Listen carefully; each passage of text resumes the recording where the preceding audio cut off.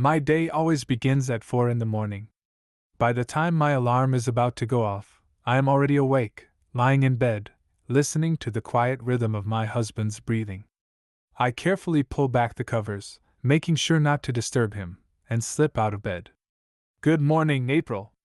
I stop mid-step and turn to see Thomas, his voice gentle, his eyes warm with the same kindness that has never faded in our 5 years of marriage. Even though he could sleep for another hour, he always wakes up with me, sharing our quiet morning coffee. It is our small ritual, one of the little things that make up the foundation of our life together. As I prepare our coffee, Thomas studies my face. "Still thinking about your mom's birthday party yesterday?" I force a small smile, flipping the switch on the coffee maker. The events of the weekend still sit heavy on my mind. The way Jennifer said it. It must have been hard learning proper table manners growing up in a single-parent home. But look at you now, running a bakery. And to think you started as a dishwasher. Thomas shakes his head. She hasn't changed. Jennifer, his sister, has always been like this. At our wedding, she had said loudly enough for the guests to hear. It feels strange seeing a high school dropout in a wedding dress. And at every family gathering, she makes a point to ask, "Is baking just a hobby for you?" The rich aroma of coffee fills the kitchen, blending with the stillness of the pre-dawn hours. Outside, Phoenix is quiet, the streetlights still casting their glow. But my mind drifts back to 10 years ago. I had been just a teenager, washing dishes in a small bakery, my job options limited as a high school dropout.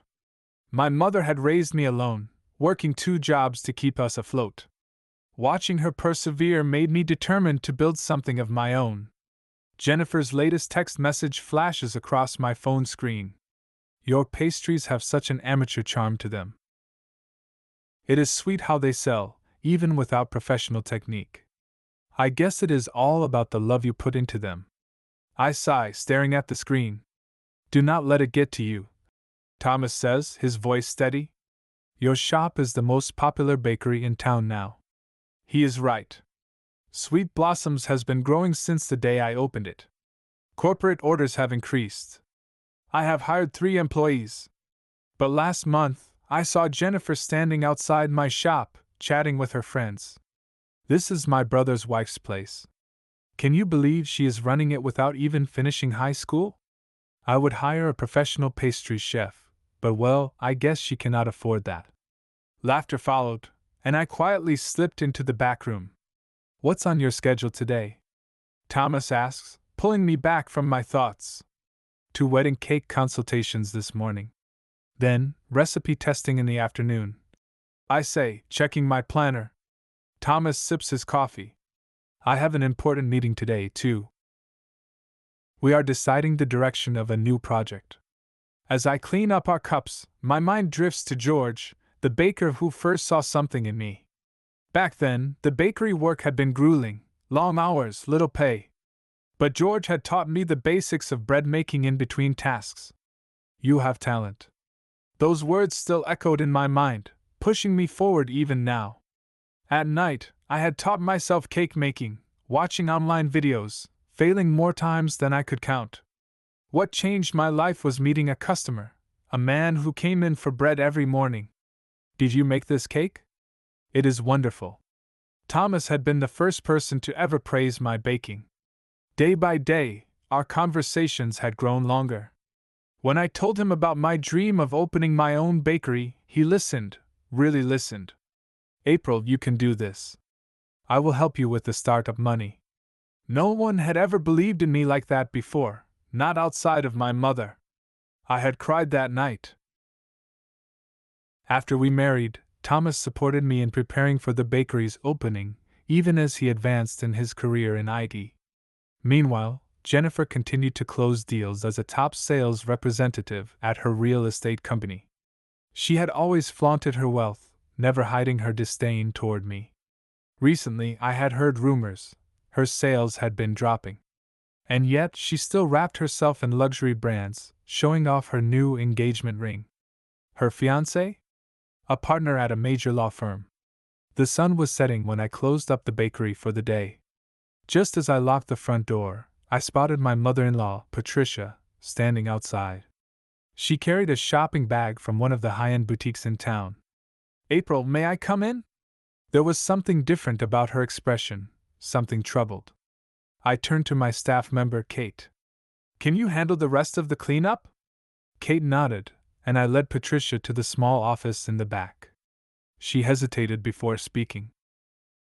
"It is about Jennifer," she finally said, lowering her voice. "She has been acting strange lately." I sat up a little straighter. "What do you mean?" Patricia sighed. "Her real estate contracts are not coming through. Last month, she barely made any sales." As she spoke, she set a sleek, expensive-looking cake box onto the desk. And I had the strangest feeling that whatever she was about to say next was going to change everything. Patricia placed a shopping bag on the table, her expression unreadable. "This is a cake from Paris. Jennifer called it real cake and thought you should try it too." A familiar sting settled in my chest, but I kept my face neutral. "Thank you, but you really shouldn't have." Before Patricia could respond, Kate burst into the office, breathless with excitement. "April, you need to see this. We got an inquiry, an incredible one." I stepped over to the computer and froze. Cooper and Associates law firm. One of the top firms in Phoenix. They were requesting a consultation for their 20th anniversary celebration. And the budget? $500,000. I had to read it twice just to make sure I was seeing it right. "Kate, is this real?" They called too. "They want to meet next Thursday." From behind me, Patricia let out a quiet gasp. "Oh, Cooper and Associates." There was something in her voice, something uneasy. I quickly pulled out my phone and sent Thomas a message. "Got a huge project. I'll tell you when you get home." Patricia hurriedly gathered her things. "I'm sorry, I should get going. I have plans with Jennifer." That evening, Thomas and I sat across from each other at the kitchen island, our usual evening routine. He poured us each a glass of wine, and I told him about the inquiry. $500,000? "April, that's incredible," he said, his face lighting up. "Your hard work is really paying off." Before I could respond, my phone vibrated with a message from Jennifer. "I'd like you to meet my fiancé tomorrow night. We're having dinner at my place. Please come with Thomas. It'll be a lovely party. By the way, I'm inviting various people, so wear something proper. Not your everyday clothes." I frowned. An invitation from Jennifer was rare. Usually, we only saw each other at family gatherings. But that last line, "You should go," Thomas said gently. "I'll join you after my meeting. It might run a little late, but I'll be there." I hesitated. Knowing Jennifer, she's probably planning something. "It'll be fine," he reassured me. "You've accomplished so much. Hold your head high. You're strong, April." His words gave me a little courage. I picked up my phone and typed out a reply. "Thank you, I'll be there." Jennifer responded immediately. "Don't worry about it. But if you could bring some of your shop's famous cookies, everyone would enjoy them. Even if they're not professionally made, homemade treats have their own charm." That condescending tone again. But tonight, I decided not to let it get to me. The next morning, I woke up an hour earlier than usual. Rubbing the sleep from my eyes, I took a long shower and carefully applied my makeup. From my wardrobe, I selected a navy dress, simple, understated, but elegant. Around my neck, I clasped a pearl necklace, a gift from my mother when I first opened the bakery. "Never forget who you are." When I stepped into the kitchen, I noticed a note on the table. "I'll wrap up early today. You'll be fine. I love you." I smiled. Thomas's handwriting always carried warmth. I carefully packed the cookies for Jennifer's dinner. 3 of our bakery's best-selling flavors: vanilla shortbread, chocolate chip, and almond tart. I examined each piece, making sure only the best went into the box. Jennifer's words echoed in my mind. Even if they're not professionally made. But this was my pride. By the time I got in the car and started driving, my hands were tense on the steering wheel. Every red light made my stomach tighten. Even the radio became background noise. As I turned into the Paradise Valley neighborhood, the sun was beginning to set, casting an orange glow over the luxury homes. Jennifer's house was one of the largest in the area. As I pulled up, I froze. There were far more cars than I expected. Bentleys, Mercedes, BMWs. All the latest models, lined up along the driveway. Laughter and conversation spilled out from the lit windows. This was no intimate family dinner. What was Jennifer planning? I took a deep breath, shut off the engine, and checked my phone. A message from Thomas. "I'll be there in about 30 minutes. Go ahead and head in." I tightened my grip on the cookie box and stepped out of the car. The lined-up luxury cars made me hesitate for a moment, but I heard my mother's voice in my head. "You create your own place in this world." A few seconds after ringing the doorbell, a maid answered. The warm glow of the chandelier behind her bathed the grand entrance hall in golden light. "Miss April, we've been expecting you." The distant sound of voices drifted from the living room. The maid took the cookie box from my hands and quietly placed it at the edge of a side table, among gifts wrapped in sleek luxury brand packaging. My shop's logo looked almost out of place. As I walked down the marble hallway, my heels echoed against the floor, the sound unnaturally loud. The walls were adorned with paintings of European landscapes, and as I stepped into the living room, a sudden silence fell over the room. 5 or 6 men, dressed in perfectly tailored suits, stood with glasses in hand, pausing their conversation. Above the fireplace hung a framed photo of Jennifer, smiling with a man I didn't recognize. In the corner, a waiter in a white jacket poured champagne, the delicate clinking of glasses the only sound breaking the silence. Then, "Oh, April, you came!" Jennifer's voice rang out as she descended the grand staircase. She was wrapped in a bright red designer dress, her lips curling into a knowing smile. Jennifer descended the stairs, the diamond necklace at her throat gleaming under the chandelier light. My navy dress, once a symbol of quiet elegance, suddenly felt plain. Without thinking, my fingers brushed over the pearls at my neck, a gift from my mother when I first opened my shop. "Everyone, sorry for the wait," Jennifer announced, her voice carrying across the room. Standing beside her was a tall man with refined features. He carried himself with practiced ease, his gray suit unmistakably custom-made. "This is my fiancé, Michael Cooper." My breath caught for half a second. Cooper? As in Cooper and Associates law firm? The same firm that had just sent in that massive order request. I swallowed hard, keeping my expression neutral as Michael extended a hand. "Nice to meet you. I'm April," I said, shaking it firmly.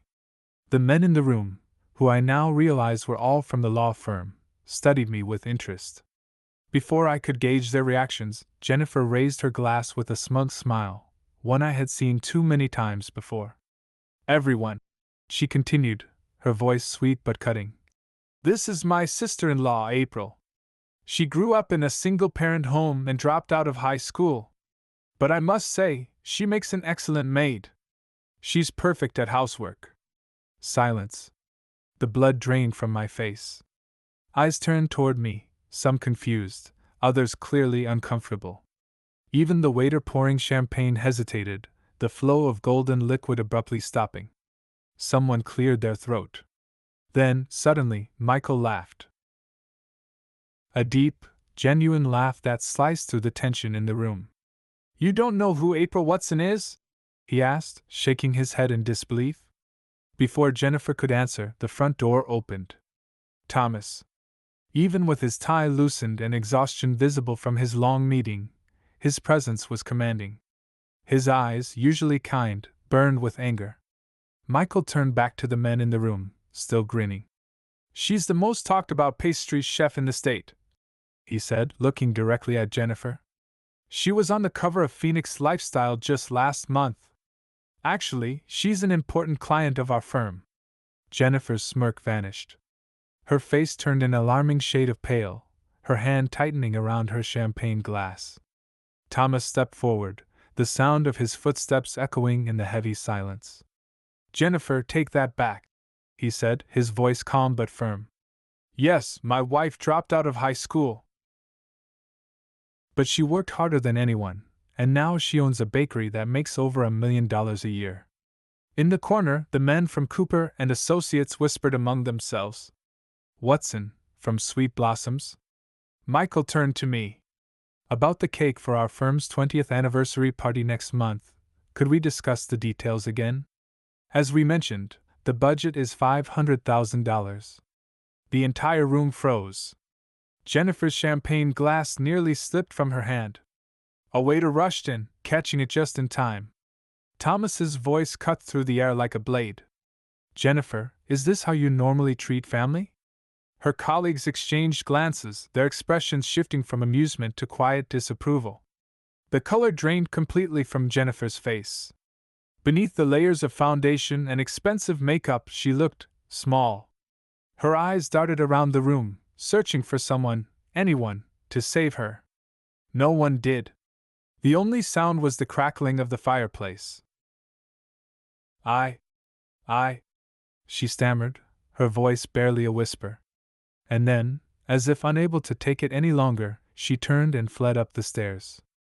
The sharp click of her heels echoed through the marble hallway. Halfway up, she stumbled, catching herself on the railing. Still, no one moved to help. No one followed her. Silence settled over the room once more. Michael exhaled, rubbing the back of his neck. His expression softened as he looked at Thomas and me. "April," he said, "I'll be in touch to finalize the details for the event." I nodded, my voice steady. "Please excuse me for tonight." Thomas reached for my hand. "Let's go home." As we stepped out into the night air, the luxury cars lined up along the driveway seemed almost laughable now. Thomas handed me a small box. "I got your cookies back," he said. "These are your pride, after all." Something inside me cracked, not from pain, but from relief. Once we were in the car, the tears finally came. Not from humiliation. Not from anger. But from the sheer weight of knowing it was finally over. Thomas didn't say a word. He just held my hand the entire drive home. 3 days later, the bell over the bakery door chimed softly. I looked up from the counter, expecting a customer. Instead, my mother-in-law, Patricia, stepped inside. Her usual elegance was still there, but something was different. Her posture wasn't as straight.